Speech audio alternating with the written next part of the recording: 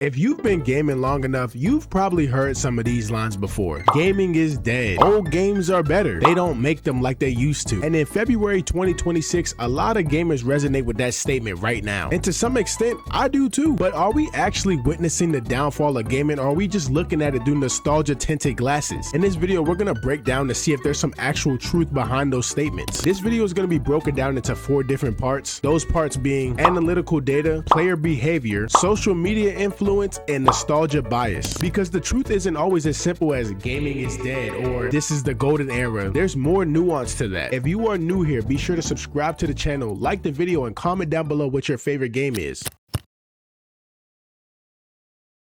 Social media influence plays a big part into how people view gaming, mainly the more younger, impressionable audience. Something the gaming community has to stop doing is acting like every game from the past was flawless with no problems at all. A lot of the games from the past had bugs. They used to freeze like a lot, and there was way more glitches and exploits than ever before. And up until around the PS3, Xbox 360 era, games weren't getting patch notes, hot fixes, and updates. So when something was broken or overpowered, you just simply had to deal with it. Take a look at Black Ops 1, for example. Some people call Black Ops 1 the best Call of Duty of all time. Some people call it the best Black Ops of all time. And yes, that game is great, but let's not rewrite history. That game was filled with metas and overpowered guns, the exact same way modern Call of Duty is today. Everyone in Black Ops 1 ran the same guns, the AK-47U, the Galil, the AUG, the FAMAS, the Commando. Like, bro, if we're being honest, those guns would not last a day in 2026. They would have got nerfed immediately. Y'all would have labeled them too broken or overpowered. But the reason a lot of us don't realize this about games from back then is because there wasn't someone constantly in your ear telling you the game sucks. There wasn't streamers constantly complaining on Twitch telling you about stuff they didn't like in the game. Like, I'm gonna be honest, sometimes the internet can force the devs into making good changes, but other times, and most times, too much complaining forces bad changes, which causes this like cycle of the devs having to go back and forth to meet each side's complaints, and now the game loses its identity. A great example of this is Dead by Daylight. I have been playing this game since day one. Like, I am a OG player, and since day one the game has always been arcadey. It's always been not fair. Asymmetry was the entire point. I put quotes around the words not fair because the community, both survivor and killer, just complain.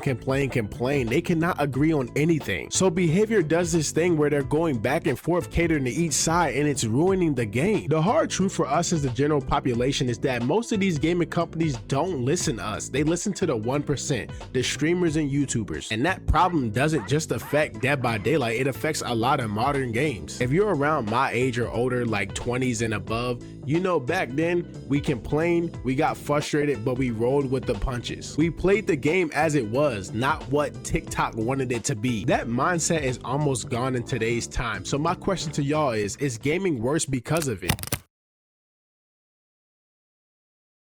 Nostalgia, in my opinion, is probably the biggest contributing factor into why people think old games are just genuinely better. But what exactly is nostalgia, and how can it affect the way people view games from the past? Nostalgia is a sentimental longing for the past, usually a time, place, or experience associated with positive emotions and personal meaning, often childhood or adolescence. It's not just missing the old days, it's your brain recreating emotionally charged memories in a way that feels warm, meaningful, and identity affirming. Nostalgia heavily affects the way people view games. It creates this like rosy retrospective bias. You only remember the good parts vividly. Playing after school, no responsibilities, friends on the couch, split screen gameplay. But you forget the terrible camera angles, the clunky controls, repetitive grinding, and those game-breaking bugs. When someone says gaming was better back then, what they often mean is, I felt better back then. Old games are tied to less stress, more free time, and no responsibilities. Whereas modern games are played in an entirely different emotional context. Work stress, adult responsibilities, and competitive pressure. Your first experience to something creates a psychological imprint you'll never forget. Like, you'll never forget your first multiplayer, your first open world, your first console. That novelty cannot be replicated because the brain loves the first time dopamine spikes. Modern games might be objectively better and better engineered, but they'll never recreate that first time experience. Nostalgia isn't bad, but it becomes misleading when it blinds someone to modern impressions improvements, or when it turns into a everything sucks now mindset, or when your nostalgia just rewrites history. Take Super Mario 64 for example. This was a revolutionary 3D platformer with iconic music and creative missions, but the camera used to fight you 24/7, the gameplay was slippery as hell, it had janky 3D animations, and you used to fall off the stage all the time. I personally believe a game like Super Mario Odyssey is 10 times better than that game in every aspect besides music, but nostalgia would prevent some people from accepting that. So it begs the question, is nostalgia enhancing our memory or is it blurring our perception? Are old games actually better or were we just happier?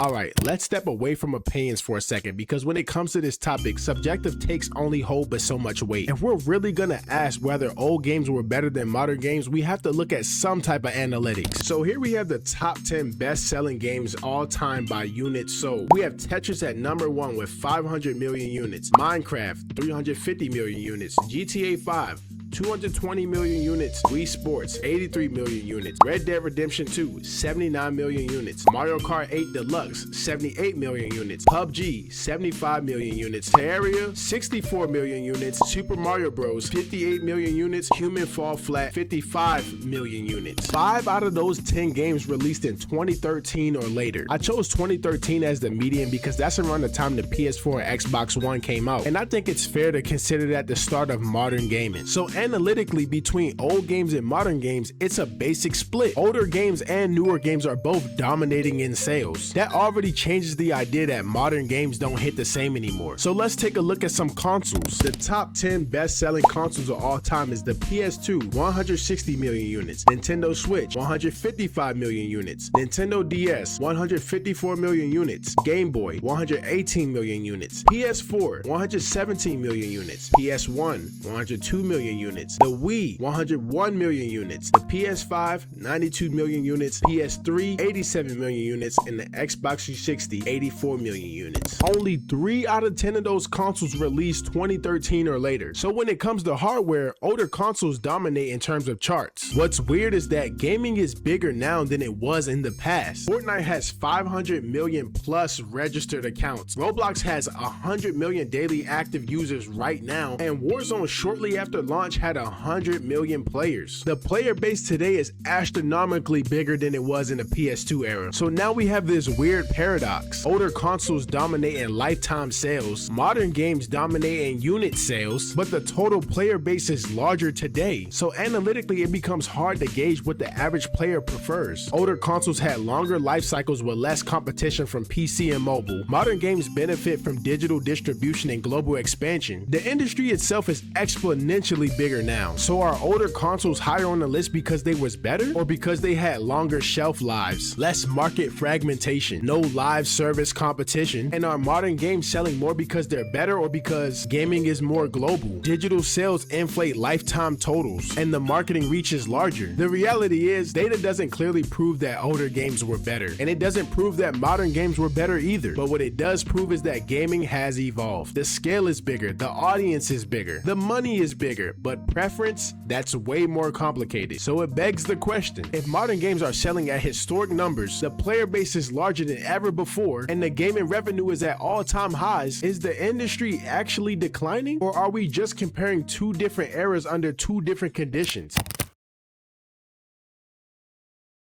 I wanted to finish this video off with an underrated talking point a lot of us probably don't notice. A lot of us like to say that older games were better, but we rarely ever talk about how the player has changed. 1. Competitive culture got sweaty as hell. Back then, we had good players, but now everyone is a meta slave. Content creators optimize everything. Ranking systems are everywhere, and games are just genuinely way more stressful. And that's not because they're worse, it's because gamers just genuinely try harder nowadays. 2. Monetization has changed player expectations. Old games, you bought the game and everything that came with it. Modern games are just filled with battle passes, cosmetic shops, seasonal content, and live service updates. 3. Information access changed everything. Old games didn't have these big Reddit breakdowns. There was no TikTok or Twitter outrage, and there was no massive ass day one patches. But with modern games, every flaw of the game is dissected in the first 24 hours of release. There'll be TikToks, Reels, Facebook Reels, Shorts, YouTube videos about cosmetics that they don't like. The perception is just genuinely more amplified in today's time. At the end of the day, old games are not flawless and new games are not soulless. I wanted to speak on both sides in this video because I think a lot of people kind of just choose a side. But I think it's important to understand that nostalgia, player culture, monetization, and social media influence has changed the way we experience gaming. The kids of today's time are gonna grow up and be like, oh, Elden Ring was peak, these new games are trash now. The same way how I would be like, oh, Sonic Adventure 2 was peak, these new Sonic games are trash now. There's probably a kid that genuinely thinks Sonic Forces is good. The numbers show that the industry is bigger than ever before, but the feeling of better often comes from who we were, not just what we played. So maybe gaming didn't fall off, maybe it's not declining, maybe old games were better. Let me know what you guys think down below in the comment sections. Be sure to like the video and subscribe to the channel if you already haven't before. Bro, what do I be saying, bro? You would, I don't know what bro, I'm out of here, bro.